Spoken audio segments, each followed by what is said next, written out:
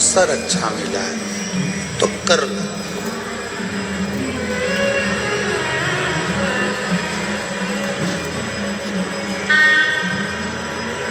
एक ओवर में क्रिकेट का मैच कौन कौन देखता है? हाथ उठाओ जरा। देखते हो सब लोग? एक ओवर में कितनी गेंद डलती है? 6 नहीं, 1। एक ओवर में एक ही गेंद को 6 बार फेंका जाता है। गेंद तो एक, गेंद एक है, फेंका कितनी बार गया? 6 बार। क्यों फेंका गया? 6 बार मौका दिया गया कि ये गेंद फेंकी जा रही है, तुम्हें अवसर दिया जा रहा है। अगर एक गेंद बेकार निकल जाए, एक गेंद थोड़ी गड़बड़ निकल जाए, दूसरी गेंद भी अगर गड़बड़ निकल जाए, तो इन 6 गेंद में से कोई एक गेंद ऐसी पकड़ लेना और उसमें ऐसा रेट चलाना कि वो गेंद 6 पर पहुंच जाए या 4 पर पहुंच जाए। तो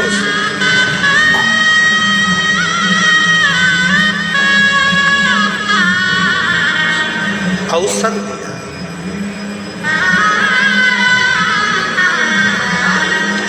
ऐसे ही परमात्मा भी हमको अवसर देते हैं, भगवान भी हमको अवसर प्रदान करते हैं कि तुमको अवसर मिलना है। कई लोग कहते हैं गुरुजी हमारे भिलाई में कथा हुई थी, अभी हमने सुनी थी, दया सिंह जी कराए। फिर किसी ने कहा अभी हमारे छत्तीसगढ़ में कथा हुई थी, कच्चे में गांव में हमने जितेंद्र जी जायसवाल जी यहाँ आए हुए हैं, एक बार इनके लिए भी जोरदार ताली बजाएं। बहुत सुंदर कथा आपने वनवासी आदिवासियों के लिए कराई थी, बहुत बहुत साधुवाद। तो अभी कच्चे गांव में कथा हुई, हमने वहाँ सुना। फिर हमने सुना कि आप दंतेवाड़ा के पास में कथा करने आए हैं, तो वहाँ कथा करते।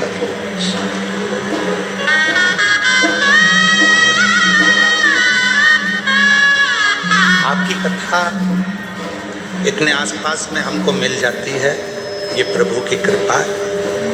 क्यों मिलती है? कोई कोई प्रदेश तो ऐसे हैं कि जो इस कथा के लिए तरस रहे हैं। कोई कोई क्षेत्र ऐसे हैं जो इस कथा को पाने के लिए अथक प्रयास कर कर बैठे हो, अथक प्रयास।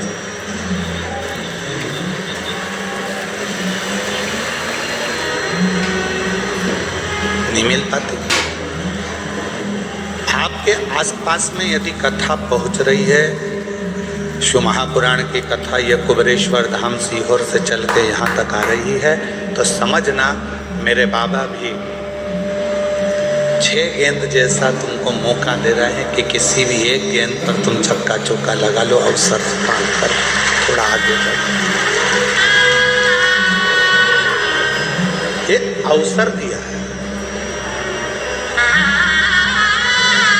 और तेरी कृपा बिना न हिले एक भी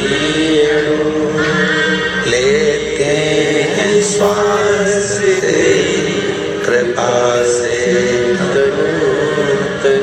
ये अवसर परमात्मा देता है। और जो ये अवसर अपने को मिला है, इस अवसर का सदुपयोग होना चाहिए।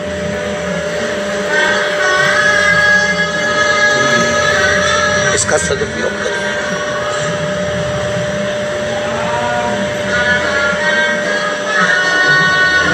भगवान पर इतना विश्वास, भगवान पर इतना भरोसा, इतनी दृढ़ता परमात्मा के चरणों के प्रति धारण कर लो कि परमात्मा आपकी जिंदगी के सारे दुखों को समाप्त।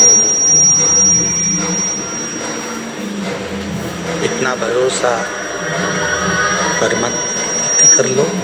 शंभु शंभु, इतना भरोसा परमात्मा के प्रति कर लो, आप दुखों को समाप्त कर दे, कष्टों को मिटा दे। 2 लड़ाई हैं। एक मैदान में लड़ाई होती है और एक अपने मन में लड़ाई होती है। जम के बोलो कहाँ कहाँ पर हो रही है? जम के बोलो। एक हो रही है मैदान में, एक हो रही है अपने मन में। दो लड़ाइयाँ हैं, एक मैदान की लड़ाई है और दूसरी मन की लड़ाई है।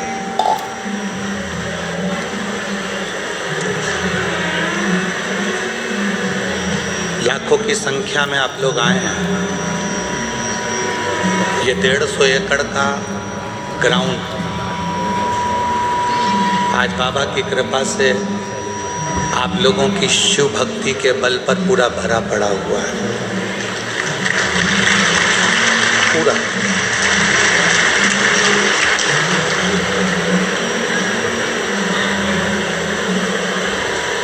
पंडालों में जगह नहीं है, टेंटों में जगह नहीं है। लोग अपना छाता, चादर जो ला सकते हैं वो लेकर आए हैं और उसको लगा लगा कर बैठे हैं।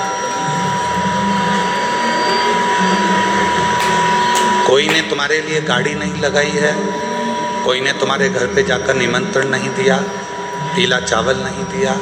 उसके बाद भी आप बाबा की कथा में क्यों आए हो? किस लिए आए? आने का केवल एक कारण है कि हमारा बाबा, हमारा भोलेनाथ, हमारा शंभुनाथ, हमारा त्रिकालदर्शी, कैलाशी, अविनाशी शिव हमारी दिल की बात को सुनता है।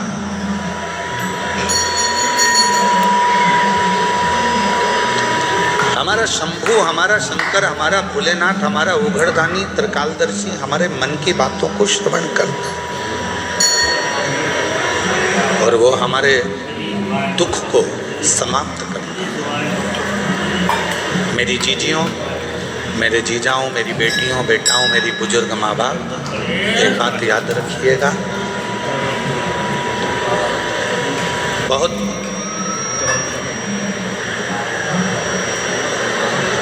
आवाज नहीं आ रही है कि एलईडी नहीं चल रही है?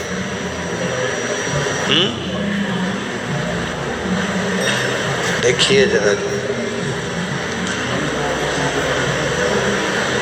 मेरा शिव, मेरा शंकर, मेरा ओघड़दानी, मेरा शंभु, मेरा त्रिकालदर्शी, मेरा कैलाशी, अविनाशी,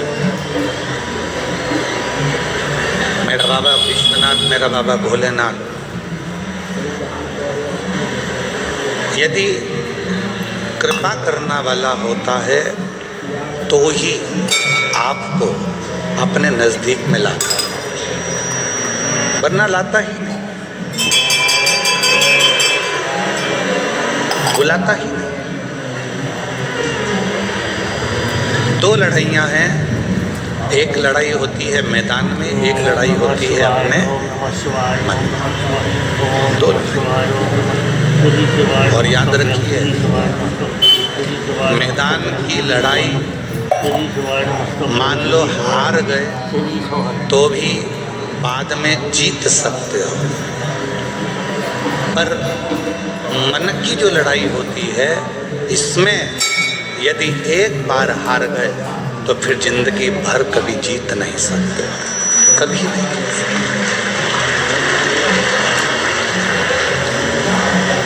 इसलिए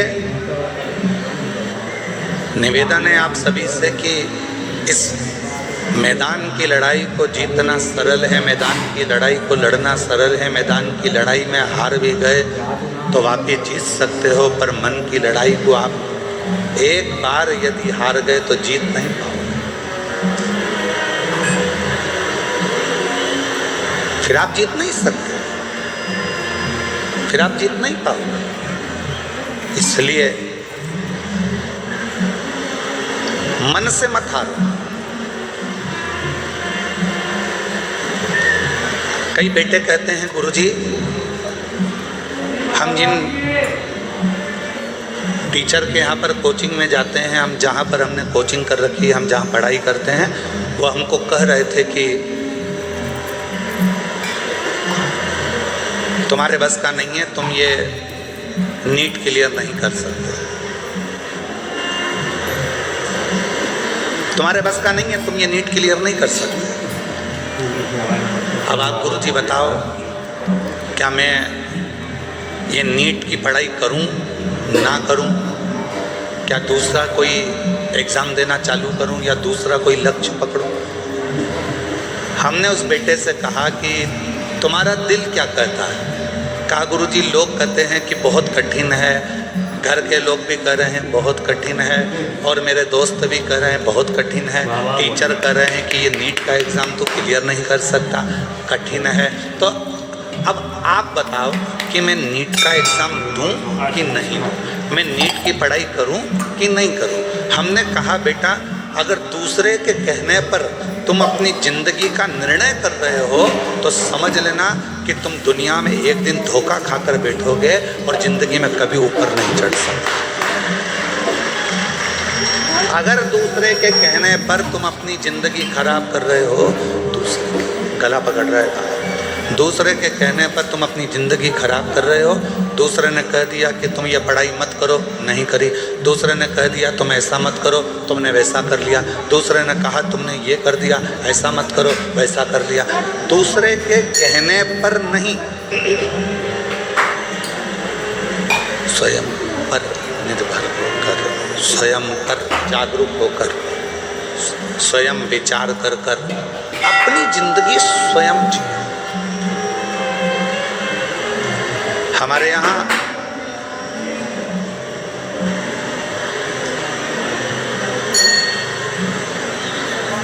भारत के यशस्वी प्रधानमंत्री जी ने कहा है आत्मनिर्भर भारत।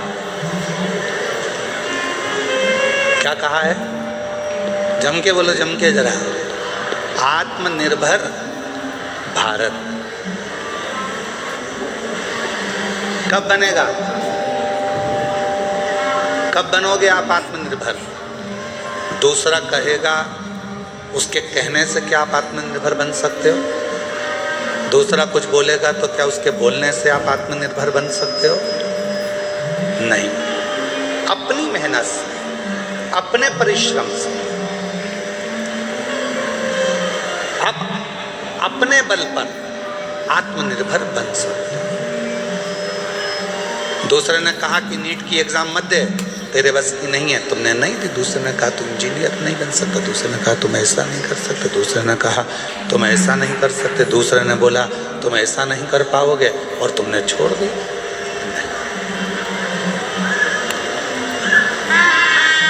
स्वयं को इतना प्रबल करिए, स्वयं को इतना बलवान करिए, स्वयं को इतना जागरूक करिए कि आप उच्च पद तक पहुंच सके।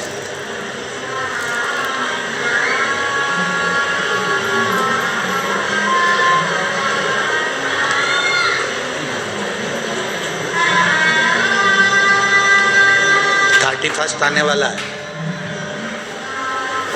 कैलेंडर के हिसाब से 2025 बोलो बोलो जम के जाने वाला है, और कैलेंडर के हिसाब से 2026 जम के तो बोलो आने।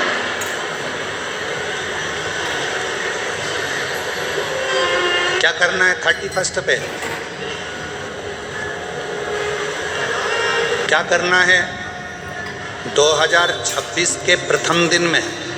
मान लो हमारा हिंदू नूतन वर्ष तो चैत्र से प्रारंभ होता है, फिर भी आप अगर कैलेंडर से भी अगर आप मना रहे हैं तो कैसे नए वर्ष की शुरुआत कैसे करी जाए, पुराने वर्ष को कैसे विदा करा जाए? केवल नशा कर कर नहीं, नशा कर कर नहीं। नए वर्ष की शुरुआत दारू के नशे से नहीं, नए वर्ष की शुरुआत होटल से नहीं, नए वर्ष की शुरुआत मदिरा के नशे से नहीं, नए वर्ष की शुरुआत गांजे के नशे से नहीं, नए वर्ष की शुरुआत किसी भी फालतू नशे से नहीं, नए वर्ष की शुरुआत शंकर जी को चढ़े हुए एक लोटे के जल को पीकर प्रारंभ करी है, तुम्हारी जिंदगी सार्थक हो जाए। नए वर्ष की शुरुआत शिव से चालू करिए, नए वर्ष की शुरुआत भगवान शंकर को एक लोटा जल समर्पित कर कर, नए वर्ष की शुरुआत भगवान शंकर का गुणगान कर कर, नए वर्ष की शुरुआत भगवान का स्मरण कर कर, नए वर्ष की शुरुआत भगवत भजन कर कर, वहां से प्रारंभ करें।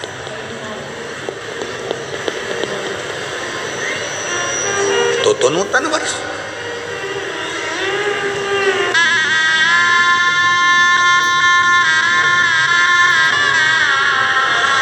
अपने माता पिता को नमन कर कर, अपने माता पिता को प्रणाम कर कर, अपने माता पिता को कुछ अच्छा उपहार देकर, अपने माता पिता को नमन कर कर अगर आप नूतन वर्ष की शुरुआत करते हैं तो आपकी जिंदगी सार्थक होती है।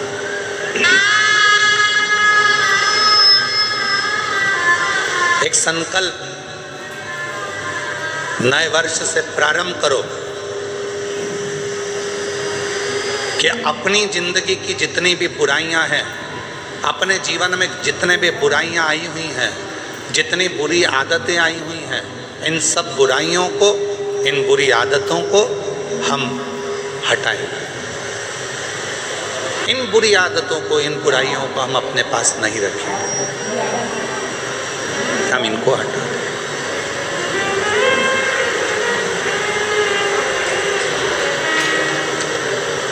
अब एक बात आपसे पूछते हैं, उत्तर दीजिएगा जरा सब। नागपुरा की मेरी जीजियों, नागपुरा के मेरे जीजाओं, नागपुरा की मेरी बेटियों बेटाओं, मेरे बुजुर्ग माता पिता, बड़े प्रेम से उत्तर दीजिएगा जरा, सावधानी से।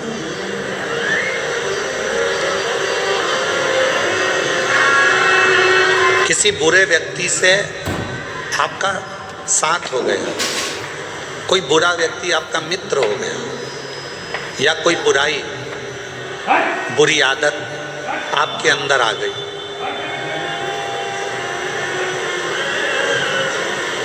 तो वो जाएगी कैसे? कैसे उसको विदा कर सकते हो? कैसे उसको हटा सकते हो?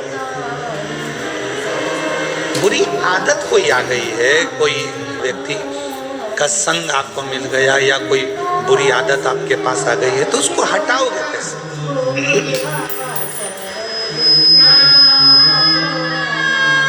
उसके लिए शिव महापुराण की कथा में एक बड़ा सुंदर उपाय बताया, और प्रैक्टिकल करके देखना।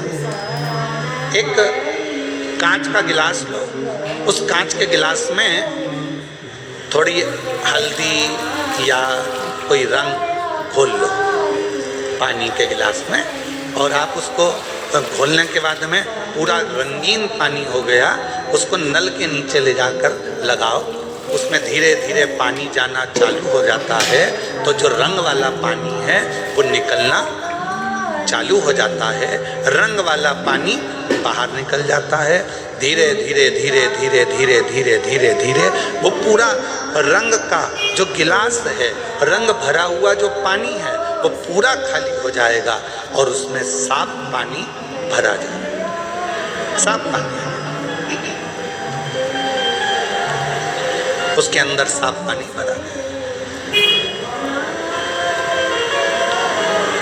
अब इतना रंग से भरा हुआ गिलास, रंग में भरा हुआ पानी साफ कैसे हो गया? उसमें नया पानी आता गया आता गया आता गया, अच्छा साफ पानी आता गया, तो वो रंगीन पानी पूरा के पूरा समाप्त हो गया।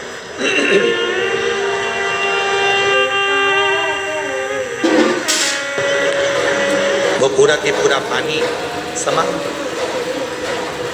उसी तरह शिव महापुराण की कथा भी कहती है, बुरे लोगों का संग हो गया, कोई बात नहीं, बुरी आदत तुम्हारे अंदर आ गई, कोई बात नहीं। इस बुरे लोगों के संग को और बुरी आदत को हटाओगे कैसे, मिटाओगे कैसे? तो कहा किसी अच्छे व्यक्ति का संग पकड़ लो, और अच्छे व्यक्ति का संग पकड़कर सत्संग करना प्रारंभ कर दो, तो बुरे व्यक्ति और बुरी आदत अपने आप धीरे धीरे समाप्त हो जाए। वो बुरी आदत भी चले जाएगी, बुरे विचार भी चले जाएंगे, और बुरा व्यक्ति भी चला जाएगा। अच्छों का संग और मत बुरे कर्म कर बंदे वरना पछताएगा भगवान से तू बच नहीं पाएगा, तू बच नहीं पाएगा। अरे ओ अज्ञानी मत करना नादानी, अरे ओ अज्ञानी मत करना नादानी। तेरे कर्म का फल भी तो ही पाएगा जैसा किया तूने, तेरे आगे आएगा। मत बुरे कर्म कर बंदे वरना पछताएगा भगवान की आंखों से तू बच नहीं पाएगा, तो बच नहीं पाएगा। अरे ओ अज्ञानी मत करना नादानी, अरे ओ अज्ञानी मत करना नादानी। अपने कर्म का फल अपने को पाना। कुछ अच्छे लोगों का सानिध्य करिए, कुछ अच्छे लोगों का संग करिए, कुछ अच्छे लोगों का विचार रखिए, शिव महापुराण की कथा निरंतर श्रवण करिए, भगवान शंकर के मंदिर में जाकर एक लोटा जल समर्पित करते रहिए, शिवजी पे चढ़ा हुआ जल का आचमन करते रहिए, भगवान की अविरल भक्ति को धारण करते रहिए। कभी मौका मिल जाए परमार्थ करने का तो परमार्थ में लग जाइए। तो जिंदगी में जितनी बुरी आदतें हैं, जितने बुरे कर्म हैं, या कोई बुरा व्यक्ति भी हमसे लगा हुआ है, तो हमारी अच्छाइयों के आगे वो बुराइयां धीरे धीरे दबती चली जाएगी और वो बुरा व्यक्ति भी चला जाएगा और जीवन में जो बुराइयां हमारे अंदर भरी हैं वो भी चली जाएगी। श्रेष्ठ कर्म, कुछ अच्छा करिए, कुछ अच्छा विचार करिए।